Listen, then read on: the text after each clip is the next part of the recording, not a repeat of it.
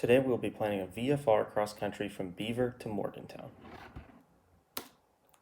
First, some materials you will need: the Detroit sectional, or the map as according to pilots, a chart supplement with information about each airport in the U.S., an E6B and plotter in order to properly find our course. So the first step is to pick good checkpoints. In order to pick good checkpoints, you want to find prominent landmarks on the ground, such as the Ohio River, or airports such as Pittsburgh International. We're departing from Beaver County, shown here, flying to Morgantown, West Virginia, which is south. This is a picture from the Detroit sectional, but it is a much smaller view than what we will need in total. However, we will start with just the beginning here. Here is our course shown. So in addition to this, we will need a planning sheet in order to write down and calculate everything we need.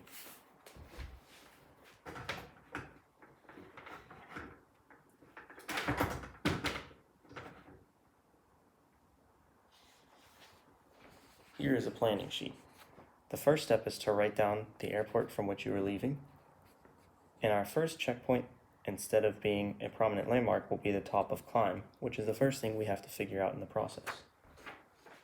In order to figure out your top of climb, you must start with the elevation you're leaving from, 1,253 feet, and we know we're cruising at 4,500 feet, which is a difference of 3,265 feet. The next step is to take the flight information manual for the airplane you are flying, and you'll have to find the performance chart that will show you how many feet per minute you'll climb, which is shown here on the left. The temperature is currently 70 degrees. So we start from the temperature and we go up to the altitude that we are flying at, shown on the left. And it's hard to see, but 4,000 is right there. So starting from 70, going up to where 4,000 is shown, we go straight across until we hit this diagonal line and go straight down and get 700 feet per minute as the rate of climb.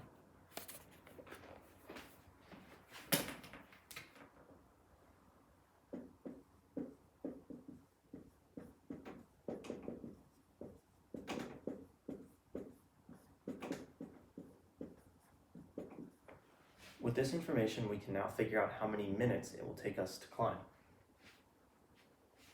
3,265 feet divided by 700 feet per minute leaves us, use our calculator, divided by 700, 4.66 minutes, or 4 minutes and 39 seconds. The next step in the calculation process involves speed and time in order to get the distance that we will cover in our climb. Using a no-wind scenario in the climb, we will be flying at 75 knots. And we know from our last calculation that we'll be flying for 4 minutes and 39 seconds. With those two pieces of information, we can find the distance flown. In order to do this, we need to calculate hours and rather than minutes in our climb. Through this calculation of dividing seconds by 60 and minutes by 60, we will be flying for 0.077 hours. At 75 knots, or nautical miles per hour, multiplied by 0.077 hours, we will cancel out the hour units, leaving us with nautical miles. Upon doing this calculation, we can see we will fly for 5.825 nautical miles. That information is recorded in the leg column.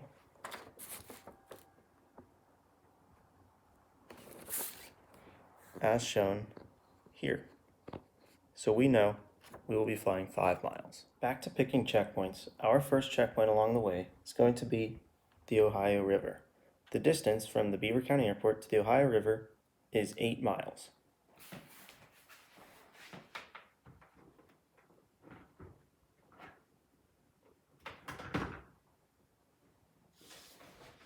On our planning sheet, we know we have already covered 5 miles in our climb, so the remaining 8 miles to the Ohio River, as shown here, is 3 miles. The total distance is 71 miles, so after flying 5 miles, there's 66 remaining. After flying the final 3 to the Ohio River, there's 63 remaining. Now the next step in the process is to find how fast we are going to be flying in cruise flight. Once again, we refer to the flight information manual, and we open up to this table right here. It gives us every other altitude, so 2,000, 4,000, 6,000. The closest altitude for us is 4,000. At standard temperature, 4,000 feet, and a normal cruising RPM of 2,500, we will go across and see that the airspeed we are flying is 109, or we can round to 110. In order to find how long we have flown during this distance in time, you take the distance flown divided by the speed flown and convert to minutes, so we will have flown 1 minute and 37 seconds in order to complete the distance to the Ohio River. The next step in the process will be finding how much fuel we have. Fuel burn in airplanes is all based off of time. A Diamond DA-20 holds 20 gallons of fuel and burns 5.5 gallons per hour. After doing the math, we realize that we will have 3 hours and 37 minutes of fuel. After flying for 4 minutes and 39 seconds, we now have 3 hours, 37 minutes of fuel remaining, and after flying an hour and 37 minutes, we will have 3 hours and 33 minutes of fuel remaining. The entire process for finding checkpoints will continue as follows.